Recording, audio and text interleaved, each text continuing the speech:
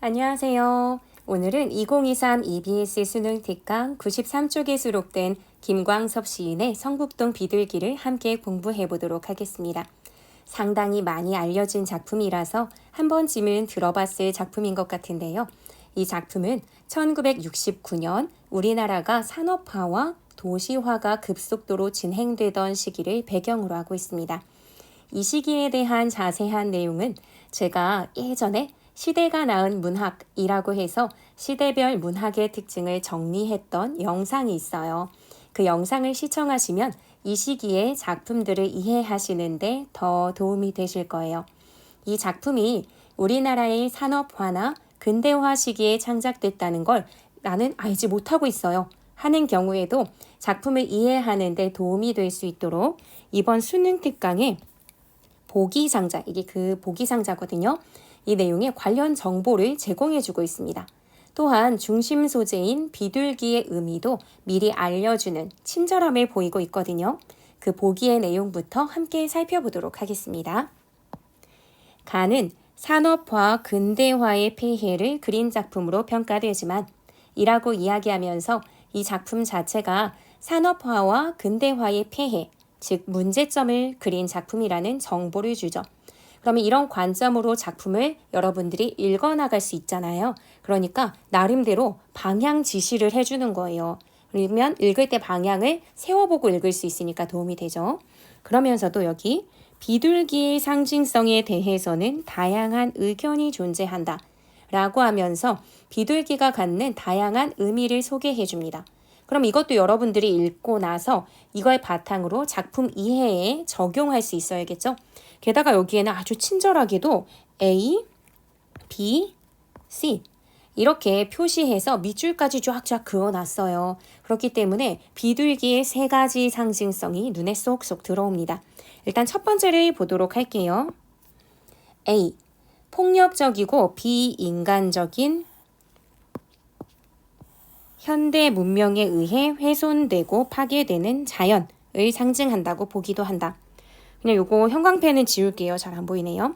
어쨌든 폭력적이고 비인간적인 현대 문명에 훼손되고 파괴되는 자연이래요. 그러면 시에서 비둘기가 겪는 시련이나 문제적 상황이 있을 수 있을 텐데 그게 다 현대 문명에 의한 거구나. 그래서 그 폭력성에 의해서 훼손된 거구나 라고 생각하면서 읽으면 되고요. 비둘기라고 하는 건 단순히 조류, 그냥 새 중에 하나 라고만 생각하고 읽을 것이 아니라 파괴되는 자연이라고 했으니까 자연물 전체로 생각하고 읽어도 되겠구나 라고 생각하면 더 좋겠죠. 그 두 번째 의미로 보존보다는 개발을 중시하는 도시화 산업화 과정에서 삶의 터전을 잃어버린 도시 변두리의 주민을 형상화한 것으로 보기도 한다 라고 되어 있죠. 현대 문명에 의한 희생을 감수해야 한다는 측면에서 앞서서는 비둘기를 얘기했어요. 넓게 보면 자연물 전체로 볼 수도 있는 거고요. 근데 그런 존재들이나 변두리 주민들, 이 두 존재가 닮아 있다라고 볼 수 있는 거겠죠. 현대 문명에 대해 희생을 감수해야 되니까. 도시화가 되고 산업화가 되어가는 과정 속에서 원래 살던 곳에 아파트 단지가 조성되거나 대형 건물이 지어지고 국가가 발전된다는 명분하에 힘없는 자들의 희생은 묵인되었던 당시의 시대적인 문제점이 작품에 녹아있겠구나 라고 생각하시면 될 것 같습니다. 시에서는 비둘기로 그려지는 대상을 삶의 터전을 잃은 도시 변두리 주민이라고 생각하면서도 읽어야겠군 이라고 방향을 잡고 시를 봐주세요. 마지막으로는 물질만을 중시하는 현대 문명에 의해 소외되어 살아가는 현대인을 나타내는 것으로 보기도 한다고 합니다. 이게 어찌 보면 보통의 사람들까지 다 아우르는 내용이라고도 볼 수 있을 것 같아요. 첫 번째는 자연을 대상으로, 두 번째는 인간 중에서도 도시 변두리에 사는 사람들을 대상으로 한 거라면 이 마지막 해설은 물질만 중시하는 풍토 속에서 인간의 본연의 따뜻한 정이라든지 인간미 이런 것을 잃고 각박하게 살아가야 하는 현대인들 모두를 아우르는 것이라고 볼 수도 있을 테니 말이에요. 이렇게 비둘기의 세 가지 의미를 염두에 두면서 작품을 꼼꼼하게 읽어보도록 할게요. 그럼 성북동 비둘기 내용으로 들어가도록 하겠습니다. 전체가 3개의 연으로 되어 있기 때문에 하나하나씩 한 년 한 년씩 꼼꼼하게 살펴보도록 할게요. 그러면 1년을 먼저 살펴보도록 하겠습니다. 성북동 산에 번지가 새로 생기면서 본래 살던 성북동 비둘기만이 번지가 없어졌다. 성북동이라고 하는 지금도 있는 실제 지명이 등장하면서 뭔가 실제 있는 이야기 같은 친숙한 느낌을 주죠. 성북동의 산이라고 하면 비교적 자연적인 느낌이 있는 공간 같아요. 왜냐면 성북동 산이라고 이렇게 이야기를 했으니까요. 근데 거기에 번지가 새로 생겼다고 얘기합니다. 번지요. 번지라는 건 우리가 주소를 이야기할 때 나오는 거잖아요. 번지가 새로 생겼다는 건 성북동 산에 누군가가 새롭게 살게 되었다는 이야기겠죠. 그게 누군지는 잘 모르겠지만 누군가 새롭게 살게 되면서 본래 살고 있던 비둘기의 번지가 없어졌다 라고 이야기합니다. 똑같이 지금 번지라는 말이 나오고는 있지만 하나는 생기고 하나는 없어졌다 라는 차이가 있는 거죠. 비둘기는 우리가 보기의 내용을 봐서 알겠지만 폭력적이고 비인간적인 현대 문명에 의해 훼손되고 파괴되는 자연을 의미한다고 했잖아요. 그렇다면 새로 생긴 이 번지는 요 번지는 현대 문명에 의해 새로 만들어진 번지일 거예요. 즉 인간의 영역으로서의 번지라고 볼 수 있는 거죠.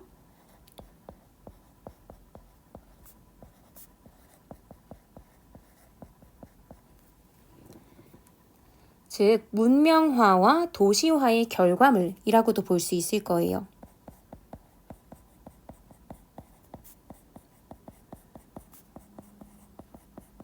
문명화되고 도시화되는 것 그 자체를 보여준다라고도 볼 수 있을 거고요. 그리고 이것에 의해서 훼손되고 파괴된 비둘기의 번지는 바로 비둘기의 영역.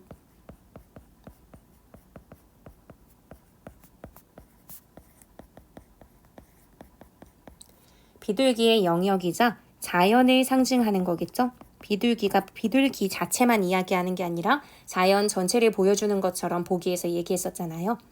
물론 비둘기의 다른 해석이 A, B, C 해서 3개가 있었는데요. 그런 걸 참고해보자면 삶의 터전을 잃어버린 도시 변두리 주민들이 원래 살고 있던 그 삶의 터전이라고도 볼 수 있겠죠.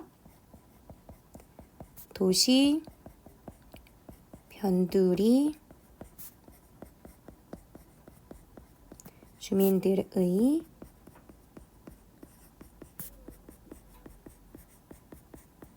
삶의 터전이라고도 볼 수 있을 것 같습니다.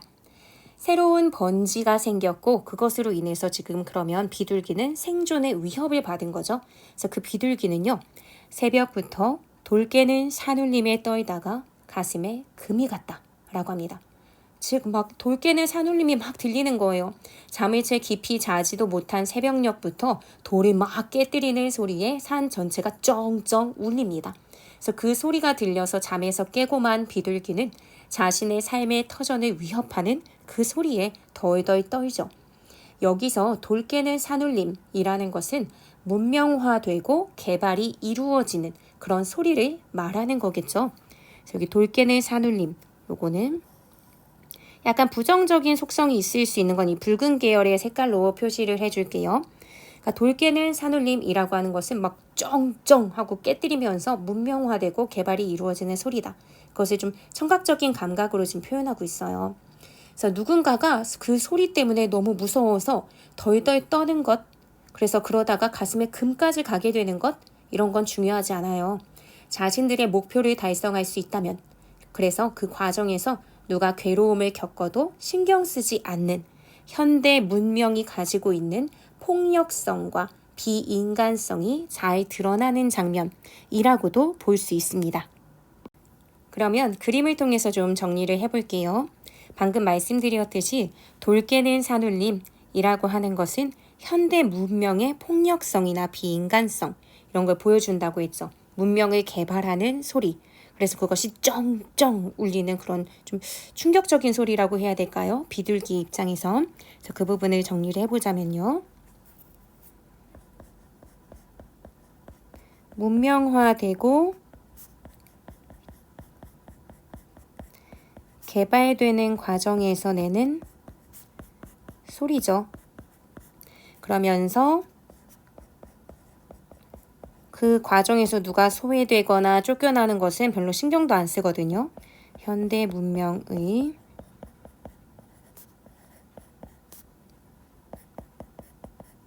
폭력성,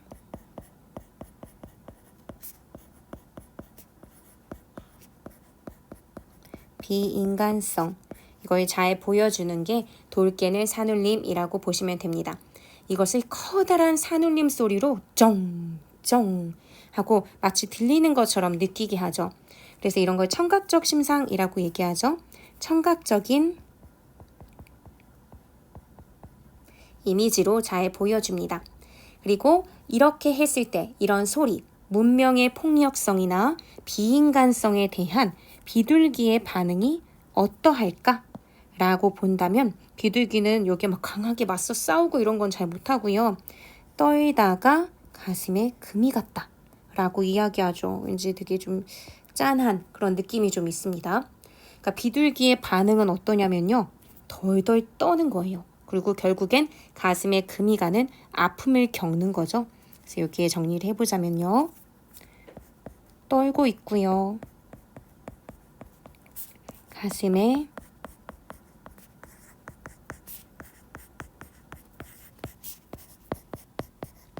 금이 갔다라고 얘기합니다.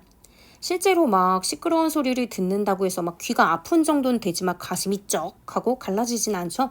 하지만 금이 간다라고 이야기함으로써 뭔가 약한 유리에 금이 찍 하고 가는 장면을 떠올리게 하면서 마음 찢어지는 것 같은 고통이나 상실감이 마치 눈에 보이는 듯 시각화되어서 전달되는 효과가 있죠.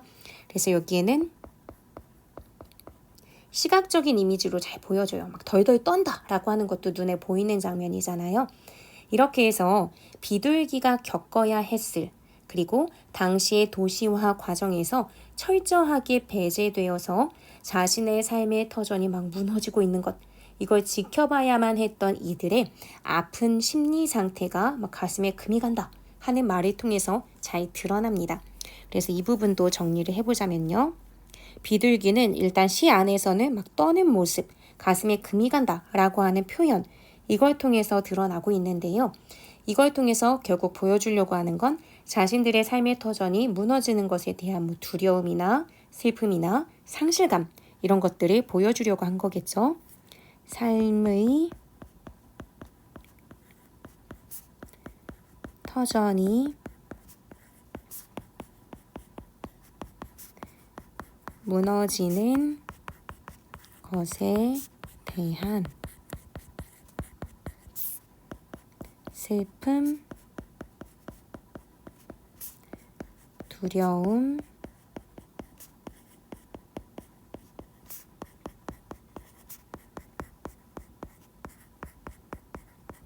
상실감 이렇게 정리를 해주시면 될 것 같아요.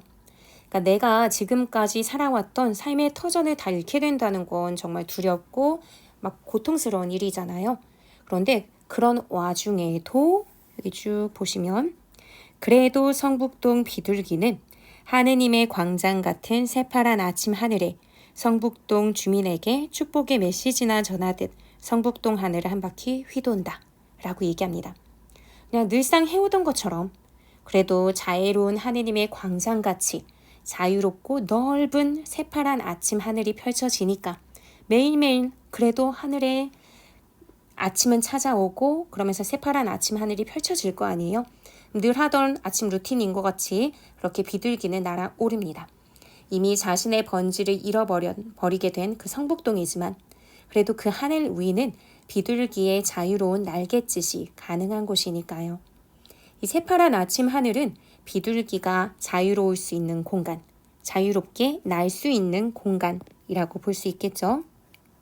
새파랗다 하니까 왠지 이 아침 하늘만큼은 그래도 뭔가 아름답고 희망적일 것 같은 느낌이 시각적으로, 여기도 시각적으로 이제 좀 펼쳐놓은 공간인데요. 그렇게 느껴지기도 합니다. 이 부분은 조금 그래도 비둘기에겐 긍정적일 수 있는 부분이죠. 비둘기가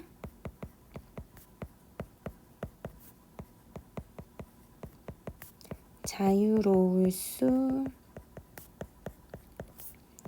있는 공간, 이렇게 보시면 됩니다. 하지만 아무리 날아다니는 새라도 지친 몸을 쉬고 잠들 수 있는 자신만의 번제는 필요한 법인데, 그 공간이 없이 하늘만 허락된 것이니까 완벽한 자유를 누리는 공간은 아니지 않나 라는 생각이 듭니다. 어쨌거나 그 공간에서 늘 자신이 하던 것처럼 주민에게 축복의 메시지를 전하듯 성북동 하늘을 한 바퀴 휘돕니다. 자신의 삶의 터전을 훼손하는 인간이지만 그래도 그 인간들과 예전엔 함께 공존했었잖아요. 그러니까 예전처럼 공존하고 싶은 그런 마음, 그게 반영된 행동이 아닐까 싶습니다. 만약 도시 개발에 밀려난 도시 변두리 주민을 의미한다면 본래의 삶, 자신들의 원래의 삶의 터전을 보존하고 싶어하는 바람, 갈망, 이게 담겨있는 행동 같기도 하고요. 비둘기 같은 경우에는 동을 깨는 산울림에 대한 반응으로 처음에는 떨었어요. 그리고 가슴에 금이 가는 걸 느꼈죠. 하지만 그렇다고 해서 그냥 막 좌절하는 것이 아니라 그래도 원래 하던 것을 해 나갑니다.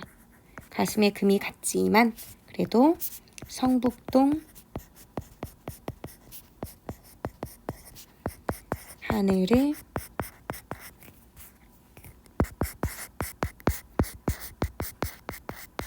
자리가 좀 부족한데 휘도는 그런 모습을 보이죠. 이거는 어떻게 보면 나를 몰아내는 인간이더라도 난 그 인간과 계속 예전처럼 함께하고 싶다 하는 바람이 있는 거니까 인간과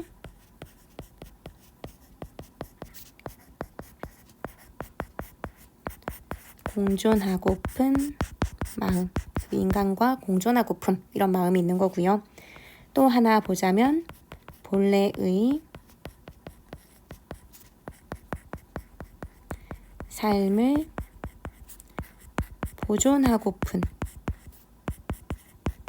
마음도 있겠죠. 원래 인간들과 우리 평화로웠는데 라는 생각도 할 거고요. 자, 이렇게 봤고요. 그러면 2연으로 넘어갈게요. 성북동 메마른 골짜기에는, 골짜기라고 하는 건 산과 산 사이에 움푹 들어간 곳이잖아요. 보통은 계곡물이 흐르는 곳이 골짜기예요. 근데 무분별한 갯발로 인해서 원래의 모습을 잃은 것인지 메말라 있습니다. 원래 비둘기가 삶의 터전을 이루고 살던 곳인 성북동 산의 모습을 이야기하면서 골짜기 앞에 굳이 메마른 이라고 하는 수식어를 붙인 것으로 보아 이제 예전처럼 자연의 모습 그대로 잘 유지된 상태가 아니다 라는 걸 보여주려고 한 것 같습니다. 그래서 여기 메마른 골짜기라고 하는 표현에는 개발로 인해 파괴된 자연을 드러내려는 의도가 있다 라고 보는 게 맞지 않을까 싶어요. 그래서 여기는 개발로 인해 파괴된 자연이라고 봐야겠죠. 그래서 여기에는 조용히 앉아 콩알 하나 찍어 먹을 널찍한 마당은커녕 가는 데마다 채석장 포성이 메아리 친다 라고 이야기합니다. 그러니까 개발 전에는 과거겠죠. 개발 전에는 조용히 앉아서 콩알 하나 찍어 먹을 널찍한 마당이 있었던 것 같아요. 즉 개발 전이라고 하면 훼손되기 이전의 삶이라고 봐야겠죠.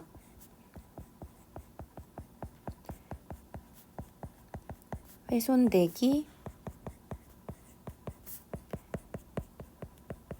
전의 삶의 모습, 전의 삶의 공간이라고 볼 거예요. 그냥 평화롭게 밥 먹고 쉬고 할 수 있는 곳 말이죠. 엄청 대단한 걸 바라는 게 아니고요. 그냥 삶에 필요한 기본적인 요건에 해당하는 겁니다. 하지만 이런 공간은커녕 이제는 가는 데마다 채석장 포성이 메아리 칩니다. 성북동 산, 이게 배경이었잖아요. 산을 개발하려면 돌을 깨고 부수면서 그 위에 길을 내고 건물을 세워야 하니까 돌을 깨고 부수는 채석장의 포성이 여기저기서 들렸을 거예요. 근데 채석장에 지금 메아리라고 표현을 하잖아요. 그런데 원래 산에서 외치는 메아리는요, 나무 사이를 타고 흐르면서 사람의 목소리와 자연이 함께 만들어내는 울림이지만 이제 산에는 산이 막 허물어지면서 내는 채석장의 포성만 메아리칩니다. 약간 비명 같은 느낌도 있어요. 안타까운 상황이죠. 돌 깨는 산울림과 마찬가지로 자연이 훼손되는 상황을 커다란 충격음으로, 그러니까 메아리라고 하니까 막 메아리는 되게 뭔가 평화롭고 막 산행을 가서 즐겁게 야호 하는 그런 느낌이지만 이 작품에서만큼은 아니잖아요. 그러니까 여기서도 뭐 메아리 쳐서, 채석장 포성이 메아리 쳐서라고 얘기는 하지만 이것도 좀 청각적인 측면에서 지금의 자연이 훼손되고 있는 어떤 충격감, 이런 게 잘 드러나는 것 같습니다.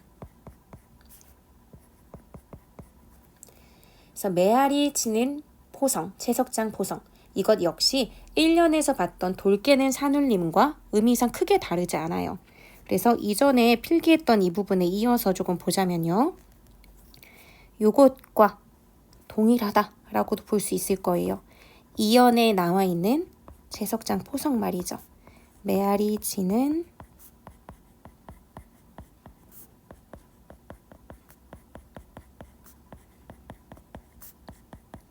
채석장 포성. 요것 역시 문명화되고 개발되는 소리고요.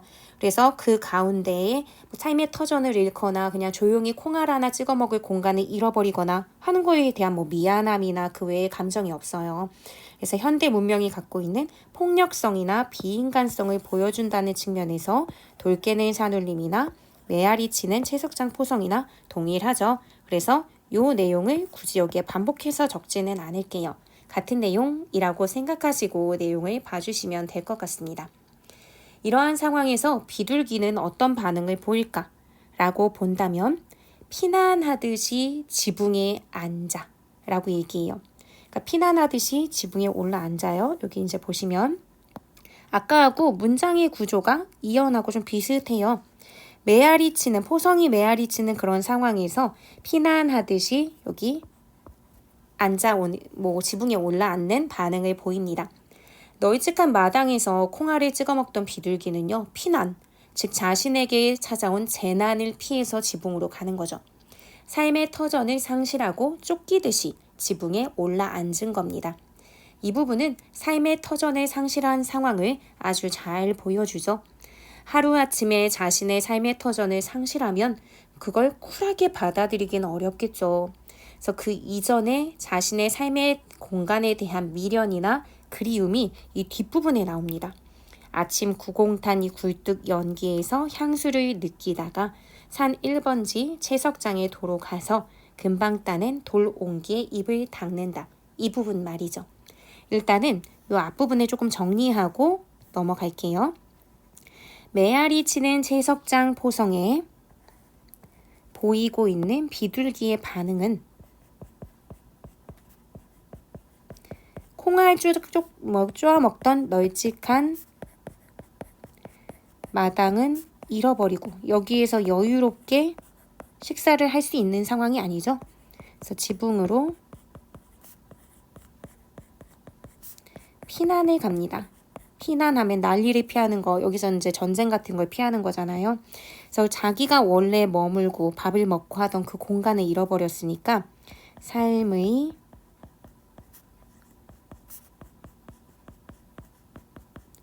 터전을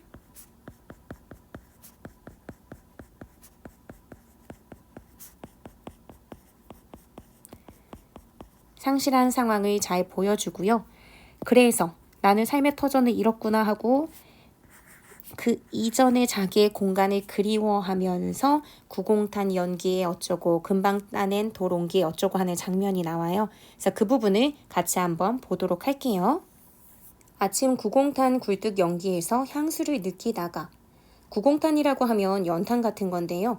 사실 연탄을 잘 모르는 친구들도 있을지 모르겠어요.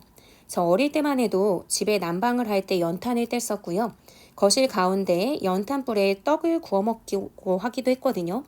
구공탄 연기라고 하면 사람들이 아침에 요리를 하거나 하면서 연탄을 떼고 그러면서 나는 연기라고 생각하시면 되는데요. 그 연기에서 비둘기는 향수를 느낀다고 합니다. 연탄이라는 게 석탄 같은 것들을 원료로 하는 거고요. 석탄이 사실은 아주 옛날에 살았던 식물들이 오랜 시간에 걸쳐서 만들어낸 화석 연료잖아요. 태초에는 자연 그 자체였던 것일 테니까요. 자연을 훼손하는 도시화의 폭력 속에서 그 구공탄 연기의 향수를 느낀다는 건 파괴되어 버린 보금자리, 자연이라고 하는 보금자리를 잃고 나서 느끼게 되는 자연에 대한 근원적 그리움이나 향수, 이런 걸 의미하는 게 아닐까라는 생각이 듭니다. 이 부분 정리해 보자면요. 파괴된 보금자리, 그게 비둘기 입장에서는 원래 그 자연이겠죠? 이 보금자리에 대한 그리움이나 향수를 드러내는데, 그 연기를 맡으면서 막 향수를 느끼다가라고 하니까 약간 후각적인 감각을 자극하면서도 우리가 아니 여기에서 막 자신의 어떤 향수를 느끼고 있단 말이야. 그 연탄 타는 데에서 하는 그 마음, 안타까움의 정서를 좀 유발하는 그런 면도 있죠.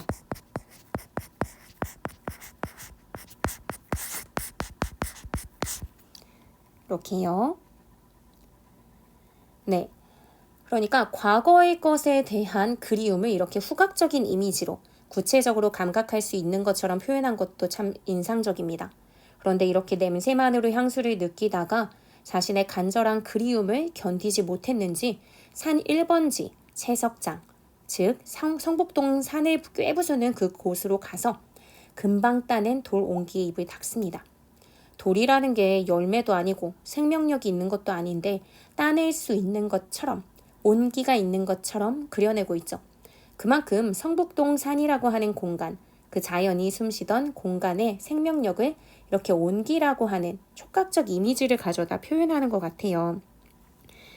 금방 따낸 돌 온기, 아무리 뭐 방금 했더라도 그게 따끈따끈할 리가 없잖아요. 근데 마치 생명이 있는 것처럼, 따뜻한 온기가 느껴지는 것처럼, 그러니까 여기서는 촉각적인 감각을 동원해서 뭔가 이 옛것에 자연적인 것, 내 원래 삶의 터전에 대한 그리움, 이런 것들을 문학적으로 굉장히 잘 설명을 했어요. 그래서 뭔가 돌덩이도 하나의 생명력이 있었던 것처럼, 사실은 성북동 산이라고 하는 것이 하나의 나의 삶의 터전으로서 생명이 머물던 것이라고 생각한다면 뭔가 여기서 떨어져 나온 돌덩이도 생명의 따뜻함이 있을 것만 같은 그런 느낌이 굉장히 문학적으로 잘 드러나죠. 그리고 그 온기에 입을 닦으면서 그 온기를 그리워하는 비둘기의 행동을 통해 파괴된 보금자리에 대한 그리움도 드러나고 그 장면을 보면서 아이고 딱해라 하는 안타까움도 느낍니다. 결국은 이 부분과 이 부분 모두 동일한 내용을 담고 있구나 라고 생각해 보실 수 있을 것 같아요.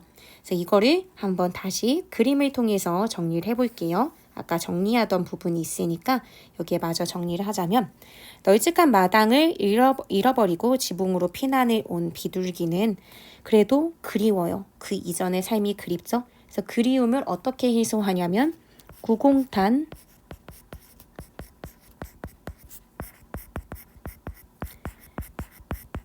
굴뚝 연기에서 향수를 느낀다든지, 아니면 원래는 성북동 산이었던 그 돌, 금방 따낸 돌 온기에 입을 닦는다든지 하는 그런 행동을 통해서 파괴된 보금자리에 대한, 즉 자연에 대한 자신의 향수를 드러냅니다. 파괴된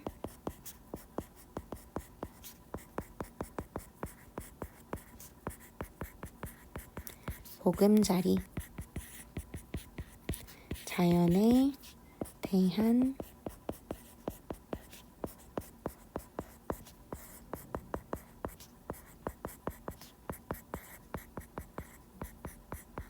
그리움과 향수, 이게 잘 드러나는 거죠. 네, 이렇게 김광섭의 성북동 비둘기라는 작품은 현대의 물질 문명과 도시 개발이 가져온 부작용을 비판하는 데 있어 비둘기라는 하나의 대상이 겪었던 일을 구체적으로 감각할 수 있는 다양한 표현 방식을 동원해서 보여줌으로써 독자가 구체적으로 느끼고 공감할 수 있게 해주고 있습니다.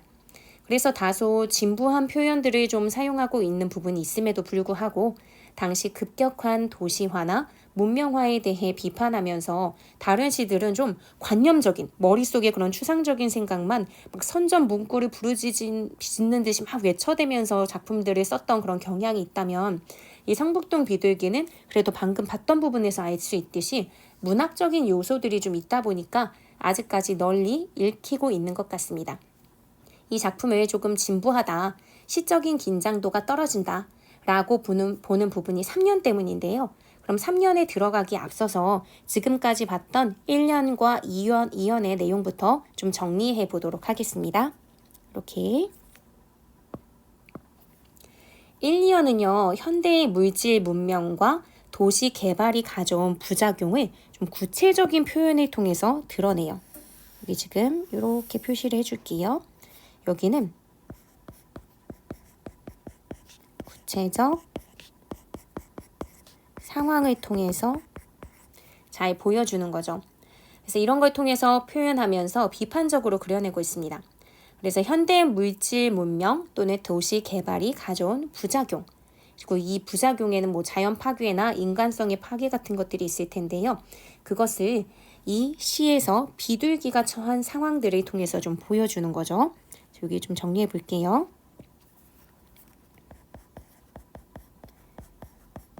현대의 물질 문명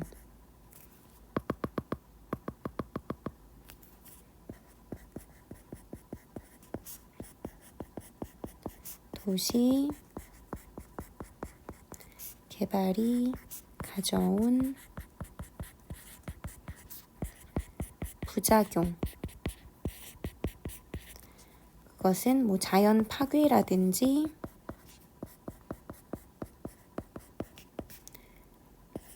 비인간화, 인간성 파괴, 이런 것들이 있었던 거죠. 자신들이 목표로 생각하는 문명의 발전과 도시의 개발이라는 목표 달성을 위해서는 자연에 파괴하거나 이미 터전을 닫고 사는 다른 이들을 몰아내는 것, 이런 걸 거리낌 없이 하는 것 말이죠. 그런데 이런 비판들은 자칫하면 관념적인 선전 문구처럼 보일 때가 있는데요. 비둘기라는 구체적 대상을 통해 그걸 의인화해서 보여주고 시각, 청각, 촉각, 후각 등의 다양한 감각적 표현을 동원해서 대상의 모습이나 또는 그 대상이 처한 상황, 이런 걸 독자가 구체적으로 지각하고 감각할 수 있게 해주기 때문에 독자가 공감을 충분히 할 수 있게 해주는 효과가 있어요. 그래서 그것도 한번 정리를 해볼게요. 다양한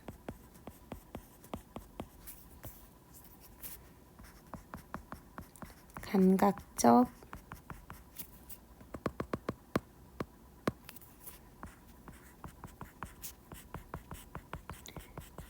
표현 동원, 이걸 통해 대상이나, 우선 비둘기겠죠?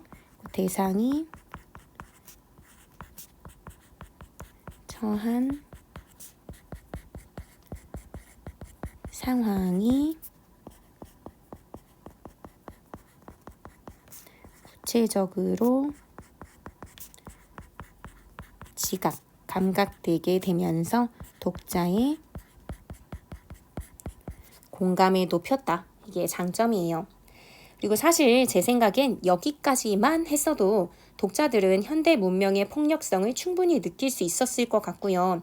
충분히 문학적인 성취를 달성한 것 같은데 시인은 자신이 생각하는 주제의식을 조금 더 명확하게 드러내고 싶었던 것 같아요. 그래서 그게 3년에 드러날 거거든요. 여기에서 3년에서 주제를 제시해줘요. 그게 3년에서 잘 드러나긴 하는데 사실 이것 때문에 시적 형상화가 약화되는 면이 생겨버립니다. 어쨌든 3년을 함께 보도록 할게요. 예전에는 사람을 성자처럼 보고 사람 가까이, 사람과 같이 사랑하고 사람과 같이 평화를 즐기던 사랑과 평화의 새 비둘기는 이제 하면서 쭉 흘러가는데 지금 보시면 알겠지만요.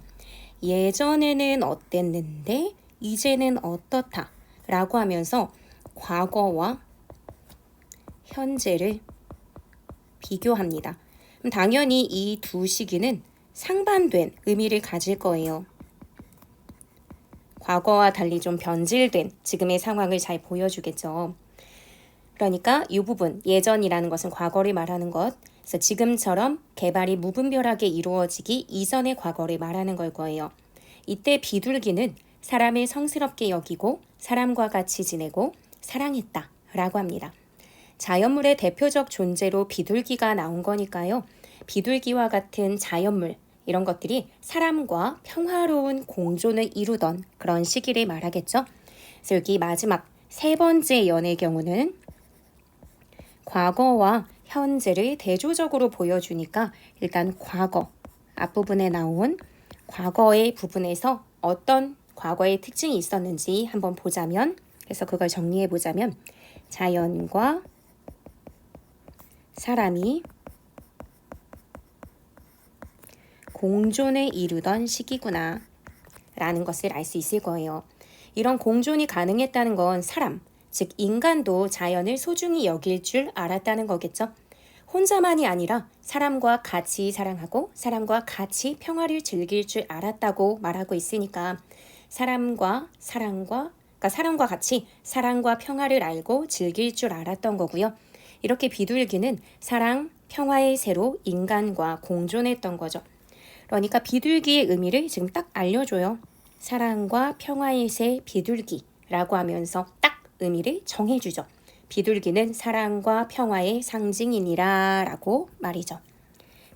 비둘기는 사랑,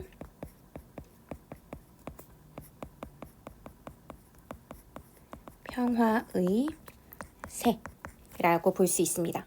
그리고 이 말은 이렇게 딱 해주지 않아도요. 사실 3년에서 지금 계속해서 반복되고 있는 말이에요. 그러니까 사실상 그 말을 굳이 또 여기서 정리하듯 언급하고 있으니 함축적인 언어의 매력. 시라고 하는 것은 압축적이고 함축적인 언어를 가지고 쓰는 건데 그 매력이 좀 사라져 버렸죠. 아마 시인은 정말 사랑과 평화의 새였던 비둘기가 이제는 그렇지 못하다. 라는 게 너무나 안타깝다 보니까 이렇게 말한 게 아닐까라는 생각이 듭니다. 어쨌거나 이 사랑과 평화의 새 비둘기라고 하는 건 사람과 공존하면서 사랑과 평화를 알아갔던, 그래서 사람과 사랑하고 평화를 나눌 수 있었던 존재라는 점, 이걸 보여줬다면 이제 바뀌어요. 우리가 1, 2연에서 살펴봤듯이 이제 사람은 자연과의 사랑이나 평화보다는 그 자연을 개발해서 물질적 이익을 손에 얻는 것을 더 좋아하게 되었습니다.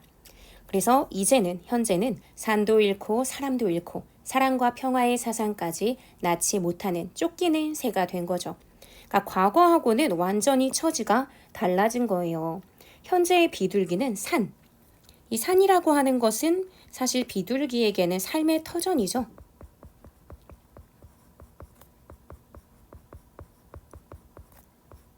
그리고 자연적인 공간이라고 볼 수 있고요.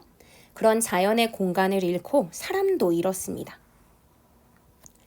여기서 사람은 비둘기, 즉 자연물에게는 공존의 대상이 되는 존재죠. 함께 가는 존재. 예전엔 공존의 대상이었어요. 같이 사랑과 평화, 이런 측면에서 같이 공존할 수 있는 대상이었으니까요. 그런데 이것을 이제 비둘기 자체를 사람으로 봐서 도시의 주변부에서 힘겹게 살아가는 변두리 주민이라고 봤을 때는 물질적인 부 앞에서 예전 같은 인간적인 정을 잃어가는 사람들이 볼 거 아니에요. 그렇게 본다면 내 주변에 함께할 수 있는 진정한 사람을 잃었어 라고 볼 수도 있고요. 그러니까 주체를 꼭 비둘기 자연물로 보지 않고 우리 보기를 봤던 내용을 이제 염두에 뒀을 때 힘겹게 살아가는 변두리 주민이라고 해도 나는 진정한 사람들이 잃었어. 나와 함께 할 수 있는, 함께 살아갈 수 있는 공존의 대상을 잃었어. 라고 볼 수도 있죠. 굉장히 좀 슬퍼지죠. 어쨌든 이렇게 삶의 터전인 자연도, 그래서 함께 살아갈 존재도 다 잃어버린 비둘기는 이제 사랑과 평화의 사상까지 낳지 못하는 그런 채 쫓기는 새가 되어버립니다. 사상이라고 하는 건요. 사상. 이 사상이라는 건 정신이잖아요. 단순히 머릿속에 잠시 스쳐 지나가는 생각, 이런 걸 사상이라고 하지는 않죠. 한 사람을 지배하는 의식 전체를 사상이라고 한다면 이제 비둘기는 더 이상 사랑과 평화의 정신을 다른 이들과 나누고 그래서 그것을 후세에 남기거나 다른 사람들에게도 이어갈 수 있도록 해주는 그런 존재가 아니게 되었습니다. 정신보다는 물질적인 것을 중시하는 현대 문명의 흐름에 의해서 소외되어가는 현대인의 모습이 여기서 보이게 되는 거죠. 보기를 분석하면서 비둘기의 3가지 의미를 말씀드렸었는데 그중 3번째 의미에 해당했던 정신보다 물질적인 것을 중시하는 현대 문명에 의해 정신적인 가치를 잃고 인간 간의 따뜻한 공존이나 정, 사랑, 배려, 평화 이런 것들을 상실한 채 소외되어 살아가는 현대인의 모습이 여기서 잘 드러나게 됩니다. 즉 과거와 달라진 지금의 상황, 그것을 여기에서는 사랑과 평화의 사상까지 낳지 못하는 쫓기는 새라고 한 거죠. 삶의 터전이나 공존의 대상도 다 잃어버린 거고요. 그래서 그런 변화의 양상을 정리해보자면 과거와 달리 현재에는 자연, 사람을 잃고 사랑과 평화의 상징이었는데 이것을 낳지 못한 채 쫓기는 새가 된 거죠. 사람으로 보자면 변두리의 주민들이 자신들의 삶의 터전에서 이제 쫓겨나는 상황이라고 볼 수 있는 걸 거고요. 결국 자신들의 터전에서 평화롭게 머물지 못하고 문명에 의해 쫓겨나는 존재들. 이러한 존재는 비둘기 같은 자연물뿐만이 아니라 인간에게도 해당이 되는 것이라고 볼 수 있습니다.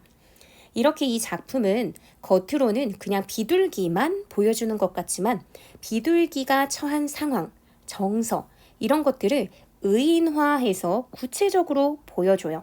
그러면서 도시 문명의 횡포를 아주 잘 드러내죠. 그래서 전반적으로 봤을 때는 의인화의 방식으로 비둘기의 어떤 상황이라든지 정서라든지 이런 걸 의인화하면서 도시 문명의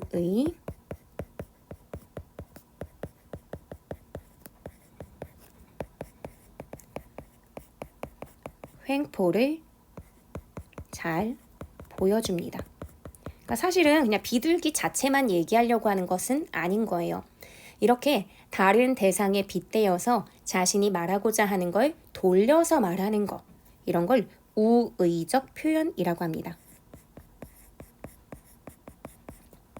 우의적 표현.